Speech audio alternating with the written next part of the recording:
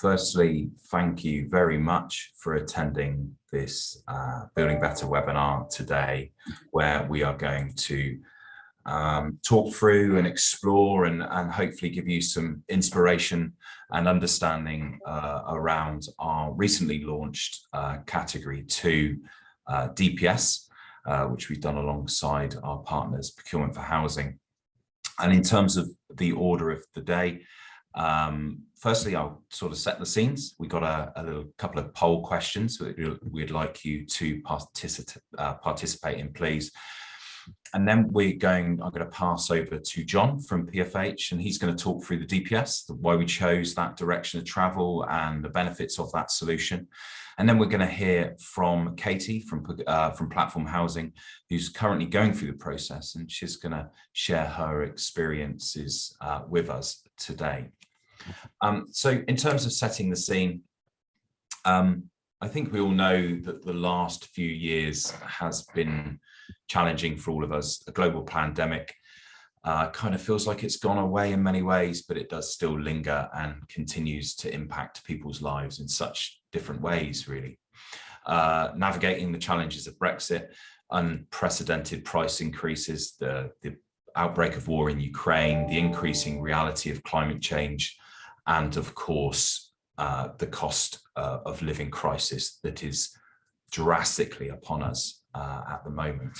So with this in mind, and how can we deliver the volume and the quality and the energy efficient of the homes that is demanded in our country, where demand outstrips supply, where house prices are increasing, land values and material costs are also kind of unknown. We know we need to build more homes, and we know we need to build homes that are really efficient and to minimise the carbon use in construction and the in use of our properties and homes. But the reality of delivering greener, warmer homes for less is a major challenge for our sector, who face multiple competing priorities and limited resource. So that's why we Building Better exist, and why we're trying to really kind of drive forward the solution of MMC and why and how the MMC solution will play its part in that. So just a bit of a kind of history and a bit of context behind Building Better. Building Better was established to create collaboration between housing associations and local authorities to answer that question about how do we really create high quality sustainable homes using MMC. Part of that process, we've agreed a very high level performance specification early in the game in terms of warranties, superior fire safety, NDSS standards, and options to deliver net zero carbon in operation. We successfully launched our first framework last July for volumetric. That's Category 1. So that's your modules, that's your big boxes on the back of lorries. And we got 3 partners off the back of that, which is Top Hat, Ilka, and Impact Modular. We chose Category 1 to, tactically, I suppose, to launch that because we had the contacts there. We needed to kind of set the scene and engage with that. We pulled the 2 kind of solutions apart because fundamentally they're very different offerings, and we knew that we had to focus our kind of energy and mind into them separately to really find the best solution.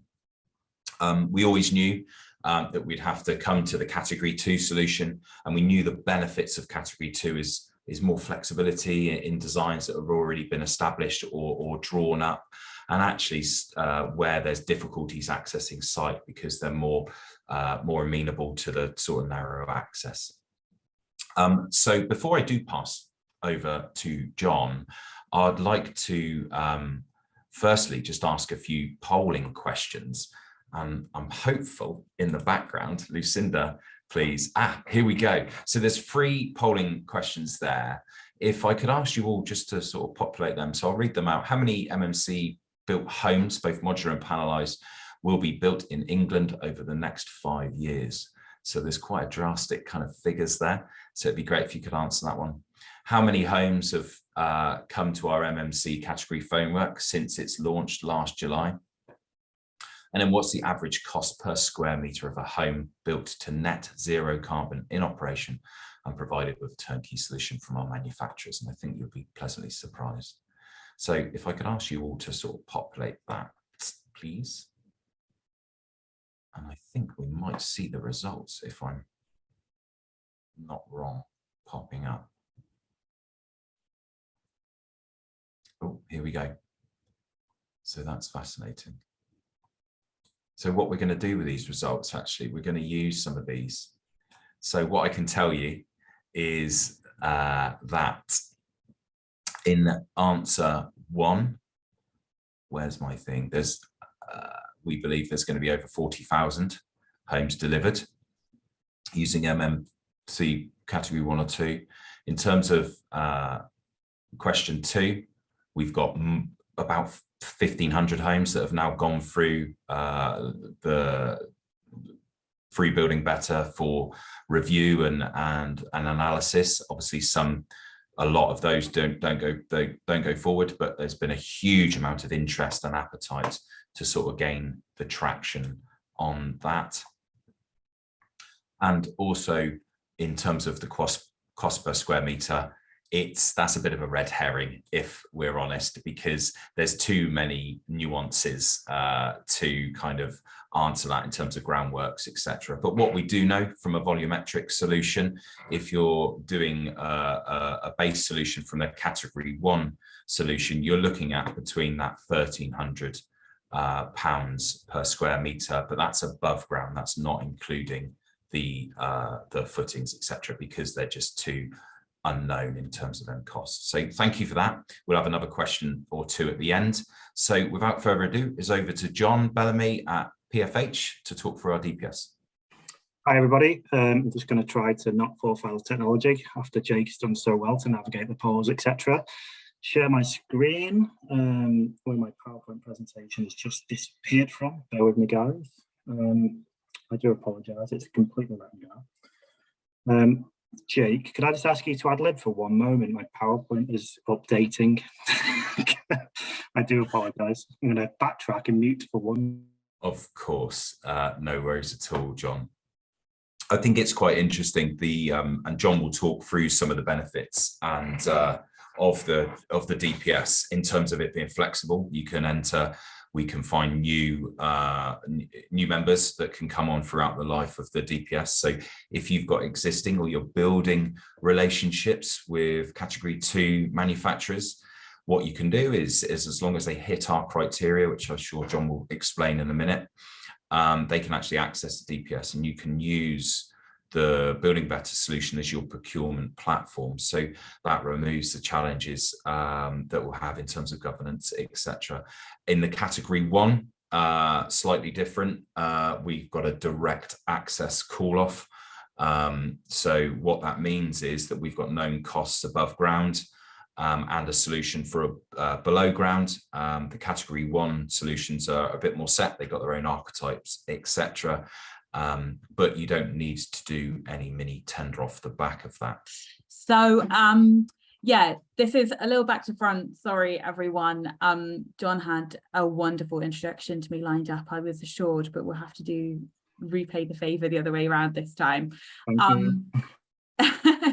So I'm Katie Gilmartin, the Head of Business Development and Innovation at Platform Housing Group, one of the largest housing associations with a really strong presence across the Midlands. So my slot is effectively a bit of a kind of John fan club, actually. We are, I think, the most recent member of Building Better, and we joined with a scheme that we had ready to go, and we were really keen to get moving as quickly as we could. So Naseby Square, it's a site in Market Harborough, which is in Leicestershire. It's currently got 18 of these very beautiful bungalows you can see on screen on site. They've actually been vacant for over 3 years. We've got detailed planning in place to replace them with 38 new homes. That planning took quite some time, and it was kind of quite a contentious process. And as a result of these bungalows being empty for such a long time, we're actually currently paying 200% council tax on them. So for all of those reasons combined, we were really keen to get moving on delivering this scheme as quickly as we possibly could, which is where Building Better, and especially John, has come in and supporting us to get that going. So what you could say is we've broken the cardinal rule of MMC in that we came with, as the previous slide said, we had detailed plans. So we have the plans, we've got the elevations, everything was fully approved. And again, as previously mentioned, time was of the essence on this one. So when I first discussed this with Trina and then with John, we effectively said we've got some red lines and we need to move quickly on them. So what we really needed was a provider who could deliver full turnkey.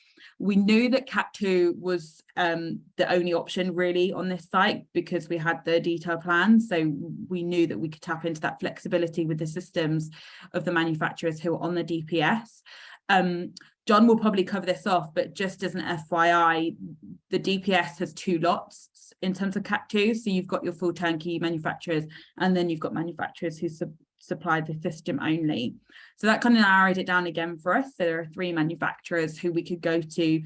And John massively supported us here in effectively kind of liaising with them before we went to tender to understand of those 3 who could flex their system to meet the detailed plans that we had.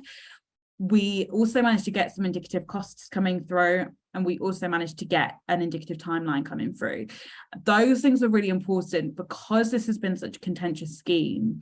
At a kind of exec and a leadership level internally, there was still some appetite to just go with what we knew and go down a traditional route with a contractor that we were familiar with. We had a kind of QS estimate come through in terms of what that might look like to deliver traditionally. And so I was then in a position through this really kind of like sprint process we'd gone through with John's support to go to my exec with the numbers, demonstrate that we could get a shorter program, we could get a better quality product, and actually we could be really, really close to the estimate in terms of traditional build that we had coming through from that QS.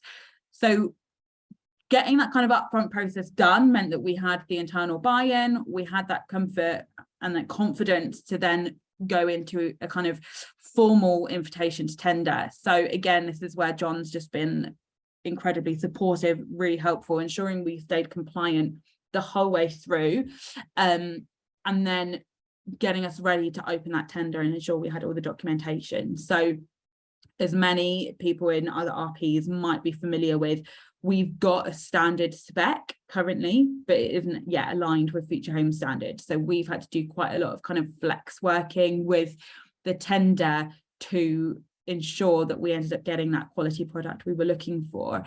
But the work that's been done up front by PfH, by Building Better, in terms of onboarding those manufacturers to the DPS, means that we know we'll definitely get Future Home Standard compliant product from all those manufacturers regardless. And it also means that we can run a really quick tender turnaround. So we opened tender, John, I think it was the 26th of August. You'll correct me if I'm wrong on that. Yeah, I think you're right. Yeah. Yep. So we're nearly halfway through. So we've opened that as just a 4-week, really quick turnaround. And I think the fact that we were able to have those conversations prior to formally sending the invitation to tender, but also all of that upfront work had been done before onboarding them by PfH onto the DPS, means that quite a lot of the questions we typically would want answered, we already know the answers to. So we're pretty much halfway there already. So we'll be closing it in 2 weeks with any luck, and then hopefully at some point in the not so distant future we can give everyone an update. But hopefully that gives a good sense of the experience we've had so far, which I've got to say has been second to none, and we've just had massive amount of support. So with that, after a kind of quick hype session, John, I'll hand over to you, and you can let everyone know how you've done after that failure. I can't actually, it won't actually let me check to see whether or not it's the share screen functionality. My slide deck just isn't coming up as an option to share. I can't check it while your slide deck is still on. Okay, so well, we'll give it a blast. If not, I'll ad lib and I'll do it without the fancy slides. Okay. Well, I can assure everyone John's really good at running a DPS, and maybe not so much PowerPoint, but yeah, I've got a 1 out of 10. You can't rule them all. Yeah. All right, over to you, John. Cheers, Katie. Oh, I can see it. We're on. We are on. There we go. Can I just get a thumbs up from? Yeah, brilliant, excellent. So I'm going to try not to give you death by PowerPoint after trying so hard to get it to actually appear on the screen. Thank you for your patience. The purpose of this really for me is to explain what a DPS is without kind of being insulting, but more to the point why we've chosen to go down a DPS route for the category 2 panelised solution. Jake kind of set out that we had already launched the volumetric solution August last year, and that was via a framework, which I know that probably the majority of people are quite familiar with the way that frameworks work in practice. The volumetric framework that we have in place already is on a direct award basis. So that means that those manufacturers that Jake set out, Ilka, Topper, Impact Modular, we split it by lots. So effectively houses, apartments, and then the two combined. And you guys are free to speak to those manufacturers. And if you're happy with the costings that we've negotiated on your behalf, you can effectively go forth and prosper without any further procurement activity in that sense. Obviously, you'll have your own internal checks and balances and sign-offs, etc. With this, with Panelised, what we didn't want to do is lock in a small number of providers. Because of the nature of the market, it can be quite geographically kind of distinct in terms of where manufacturers are willing to operate and where the principal contractors that they may use, or that work that they do, the distance that they're willing to travel. So locking in a kind of framework for 4 or 5 years with a small number of providers in this market just didn't seem to be the right thing to do. So working with the likes of Jake and Trina and the rest of the Building Better board, we at PfH proposed that we would run a DPS. It's a dynamic purchasing system, and effectively what it means is that it remains open for the next 4 to 5 years at our discretion, and manufacturers can apply for a place on the DPS at any point between launch, which was in May this year, to when it closes down in, like I say, 4 to 5 years time. They have to meet stringent criteria in order to get a place on the DPS. So we work with Building Better to effectively set out what our minimum criteria are, red lines, and I've got a slide on that in a few slides' time. And effectively things like making sure that there's no gas in the properties, making sure that there's a pre-manufactured value of at least 55% to help with funding, or that the suppliers are capable of achieving that. We then vet the suppliers on a quite high level point of view to make sure they meet those minimum requirements. If they do, they get a place on the DPS. Katie's just done a brilliant job of explaining where they're at. They're running a mini competition. We're running a tendering exercise, and that might seem like there's a huge whole, complex procurement exercise that needs to happen. It's not very convenient for members. Actually, it really is, because at PfH, we're procurement experts, and that's where we come in. So my task at the moment for the platform example that Katie has just given is effectively to understand the brief, have a look at the employer's requirements documents, understand the location of the site, and then compare that to the manufacturers that we have enlisted on the DPS. We then do some initial filtering where we can actually hone that down, and we can say, well, okay, well, supply number 2 is not appropriate. They have indicated that they can't provide into that part of the country, therefore they are out of the running. And we narrow it down using geography, capabilities, and a brief from the client, whether they want a full turnkey solution or whether actually it's a supply and installation only basis, etc.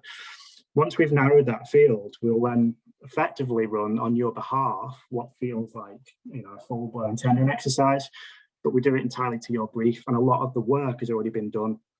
So we're not having to vet suppliers, we're not having to find suppliers in the marketplace from scratch and understand who they are and what they do. We've already done that on your behalf. We already understand that their financials are as sound as any can be at this point. We know what their kind of capabilities are from a standards point of view. We know what their capabilities are from a pre-manufactured value point of view. We've got all of that base information ready. I think what Katie was alluding to in part of her spiel when she was effectively covering for me was that there will be requirements that members have that go either beyond what we've already requested of manufacturers, or they don't want to take it as far. So I mentioned pre-manufactured value at 55%. Now, this is a collaborative approach. You know, at Building Better, we don't want to turn around and say, you're only allowed to use a supplier that will give you at least 55% PMV, and that's the end of the story. You know, if funding isn't an issue, if you've got a blended scheme, if you want to dabble at using a panelized product, and that's maybe being blended with some traditional build, etc., and the PMV percentage is not an issue, is not an important factor for a given member, we will work with the manufacturers, and that might have an impact on cost. You know, so there are ways and means that proposals can come into us that will find the best commercial solution for a member without us kind of shoehorning into a particular box. I've completely not kind of done what was on my slide, but that's me. Those of you that ever pick up the phone to me, you're welcome to at any point. You'll kind of realise that I'm very passionate about things, and trying to stick to a slide is never going to happen in my world. So there are things on there that I will pick out. Fostering collaboration, hopefully, again, Katie, I would have said, we'll run through this and confirm this, but I think she's already done that. You know, it's very much it's a three-way street in terms of there is ourselves at PfH and Building Better, there are the members in terms of house builders, and then there are the manufacturers. And what we don't want this to be, and what it is not going to be, is a very clinical, you know, things can't be discussed. There's going to be a tendering exercise that goes out there. You know, they must tick the particular boxes, otherwise they're out. It's all around the communication. And that's where, again, PfH, we've got that balance right in terms of we have to maintain impartiality from a commercial point of view. I do when I'm running a tendering exercise, but we want to encourage discussion and dialogue so that when things go to tender, there are no real surprises. There is a firm understanding of the brief and what the client wants, so that when the tendering actually is due to be run, we don't want months and months and months of backwards and forwarding. We actually want that collaboration to already be in place. So we are doing things collectively with Building Better, where we have engagement sessions with the manufacturers that are on the DPS. We understand who they are, what they do, what schemes might best suit them. And we'll have those quiet discussions in the background so that when a client comes to us and says, we have this scheme over here, we've got a really firm grasp of the capabilities that we have available to them. We'll make any scheme available to all manufacturers on the DPS. They'll have the opportunity to participate, but we'll have a really great understanding. We do have a great understanding of, you know, where best fit is, and that comes from that collaboration and discussion. I'm conscious of time entirely, so I won't read through this line by line, but here are just a few examples of the minimum requirements.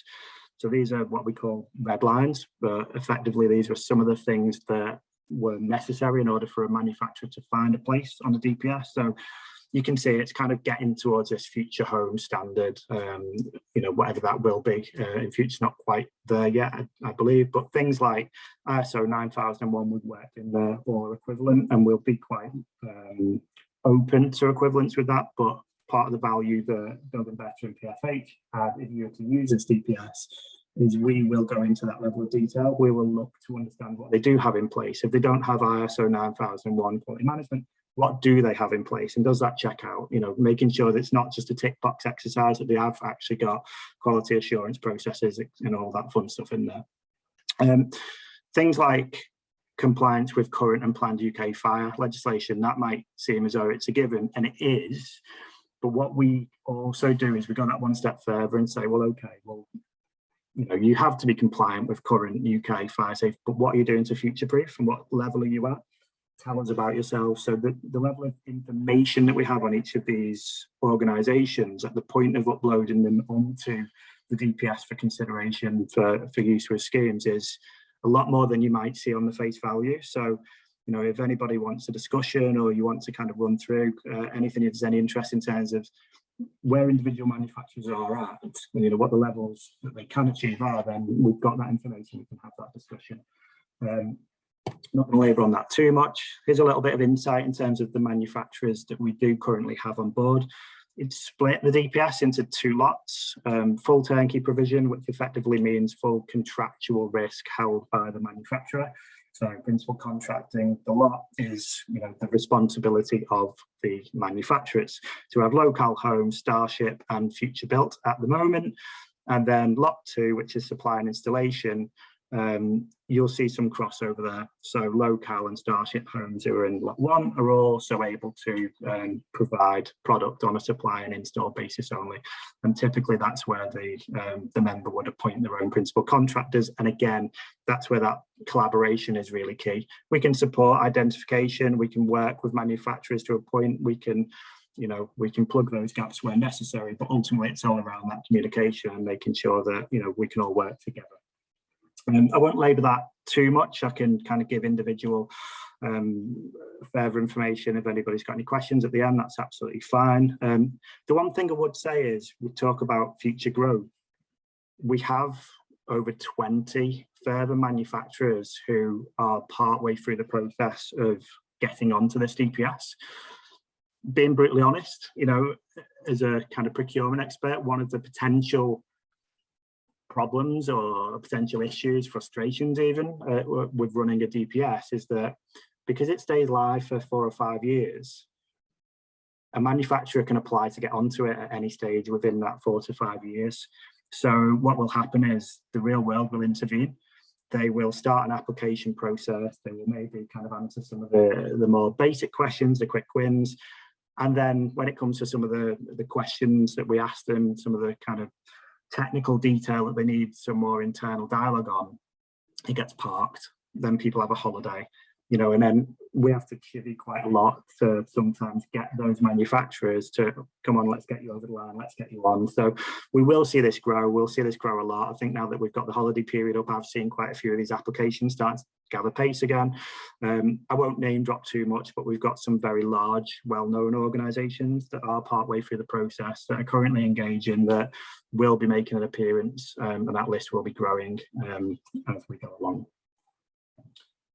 This is just a little bit of insight. Again, it's a little bit loud. It's probably not best suited to a PowerPoint presentation, but I just wanted to give you that visual in terms of some of that assurance in terms of the additional questions that we ask as part of the onboarding process. So yes, we have minimum requirements, but we also wanted to dig into a bit more detail just in terms of what they do and how they do it. So, yes, they offer panelized solutions, but can they turn those panels into houses, bungalows, apartments? And if it's apartments, is there a maximum kind of number of stories that you're able to do? What are the restrictions, etc.? What is your panel made of? And we don't want to write anything off as it doesn't matter. What we wanted to do is gather as much information as we possibly could.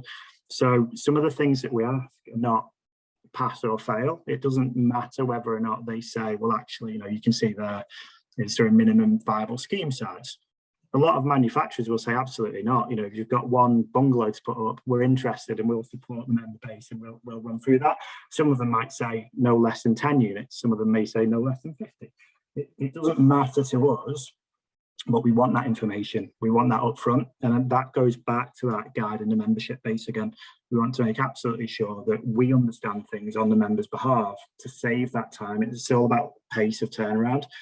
Have that dialogue, have that kind of feasibility discussion with the manufacturers, but you shouldn't really be asking questions that we could have already found out on your behalf. So the level of detail that we've gone into on your behalf is going to really save you time if you understand what we've already got at our fingertips. So initial discussions with us is, this is what we already know. You don't need to worry about spending 2 or 3 weeks understanding the very basics about these suppliers. You can get onto indicative costs and that sort of discussion sooner rather than later. I'm probably going to just skim over this, but this is a bit of a brief demo or a draft version of a tool that will be live beginning of next week.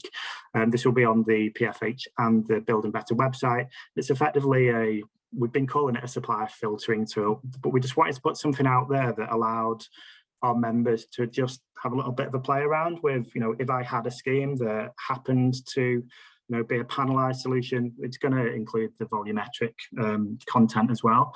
But if hypothetically we had a scheme and we wanted a full turnkey solution and it was in the southwest of England, which manufacturers do you have on either your DPS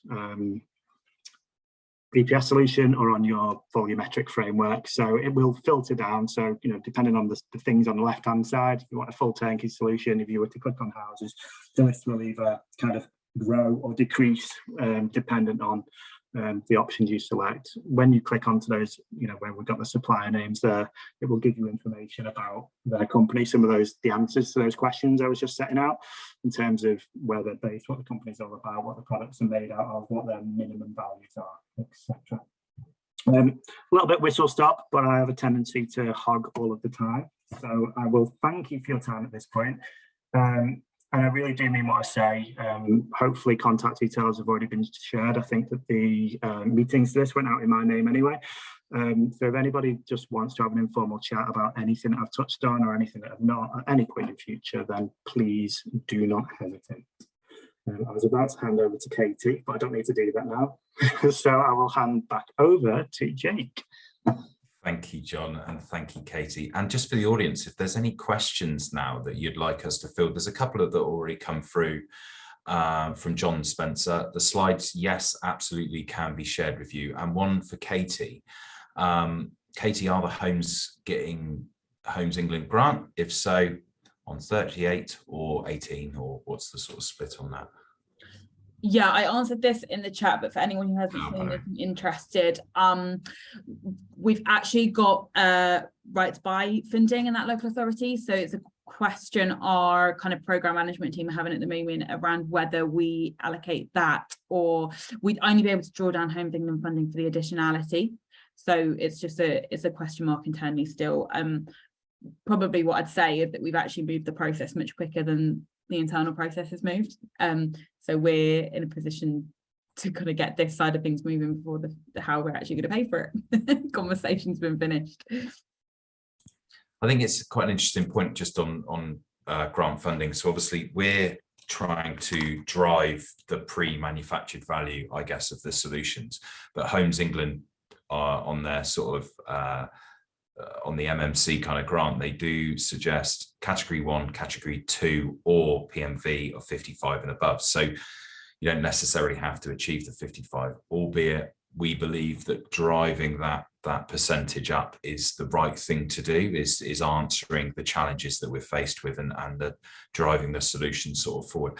I think it was really, really interesting from both of you. Thank you so much for kind of presenting today. I think what's quite clear is that what Building Better now have is a couple of offerings that are flexible, that you can that will be flexible to any particular site, any design, etc. But also the beauty of the DPS, which we've explained before, and John also explained, is that it's open, it's live. So there's a myriad of different excellent providers out there that can come onto the DPS, and then we can use them from a procurement perspective. And John did sort of talk through the criteria, and I think that's quite an interesting point to kind of explore a little bit more, because the criteria is there from the knowledge and understanding that we've gained over the last few years. So in terms of securitization and lending, mortgageability, they have to achieve all of those criteria to achieve that. And we've spoken to lenders, etc., and they are comfortable and happy to kind of lend against these, which I think is a really positive thing. So those challenges and issues from your boards and exec we can answer those. I've also written down tools that can help. So John explained there's going to be the tool that's going to come out next week, but we've also got pre-construction services agreements kind of drawn up. We've got other kind of tools that we can use, sort of examples of assurance measures that you can take to your boards and or your clients and wider. So we've got a myriad of different kind of solutions and offerings there in the background if you want to come and have a conversation. I guess, is there any other questions before I look to? Else has come through yet, but if anybody does have a question, please do pop it in the Q&A bar there. I got one more question before we do wrap up, which is, and I think Lucinda, if you could pop the question up on the screen, is on a scale of 1 to 10, how confident are you implementing MMC? And I think it'd be quite an interesting question to answer and see what the results are.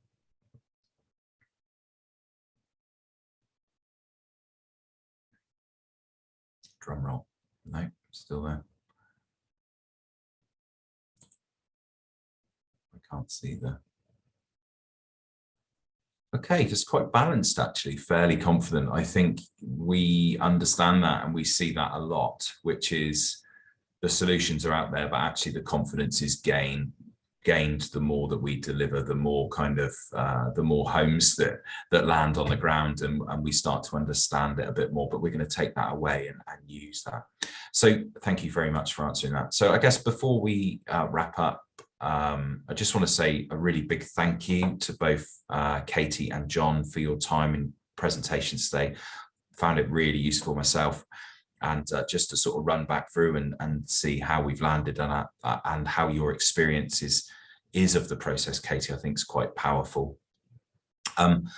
In terms of the next steps, we'll send out the procurement options to all in attendance via email, and you will also have a link there to the Building Better website, so you can access the tool. It will come live on Monday, etc. But could I also ask, before you do go, if you could just stay on the call for or the webinar for 1 more minute, and there'll be a couple more questions that do just pop up as another poll, and it would be really great if you could just spend just a little bit of time just answering them. That will sort of help us hone kind of what we're doing and how we're doing it, and offer those solutions. But from Katie, John and myself, I just want to say a massive thank you for those in attendance, and we all hope you found it very useful. And please come and knock on our door and drive and help us drive this MMC solution. Many thanks for your attendance.